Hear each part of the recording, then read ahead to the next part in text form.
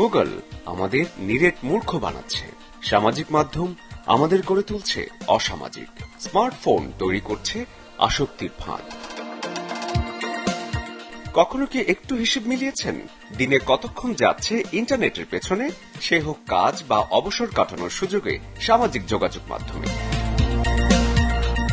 নতুন এক গবেষণায় উঠে এসেছে অযথাই লম্বা সময় ধরে ইন্টারনেট ব্যবহারে প্রভাব পড়ে মগজের নিউরন কোষে, যার ফলে ধীরে ধীরে মানুষের দৈনন্দিন কার্যক্রম যেমন খাদ্যাভ্যাস, ঘুমের ধরন এবং সিদ্ধান্ত নেয়ার ক্ষমতা পরিবর্তন হয়ে যাচ্ছে। BLOS মেন্টাল হেলথ জার্নালে এই বিষয়ে একটি গবেষণাপত্র বলছে তরুণদের মধ্যে এই প্রভাব সবচেয়ে বেশি।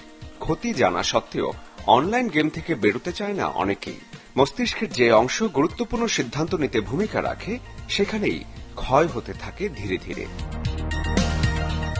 ইউনিভার্সিটি কলেজ লন্ডনের তথ্যানুসারে ইন্টারনেট আসক্তি মস্তিষ্কের একাধিক নিউরাল নেটওয়ার্কের কাজকে উল্লেখযোগ্যভাবে প্রভাবিত করছে, যা বয়সন্ধিকালে মানুষের ব্যক্তিত্ব গঠন প্রক্রিয়াকেই বদলে দিতে পারে। বিষয়টা মোটেও সুখকর নয় তরুণদের জন্য। কিন্তু প্রযুক্তির এই যুগে ইন্টারনেট ছাড়া কি চলা সম্ভব? সে হয়তো সম্ভব হবে না, তবে সময়ের মধ্যে গুছিয়ে আনা কি অসম্ভব? আমাদের সবার একটু সচেতনতাই পারে নেট দুনিয়ার ক্ষতি থেকে সবাইকে দূরে রাখতে। শরীফুল হক, চ্যানেল 24।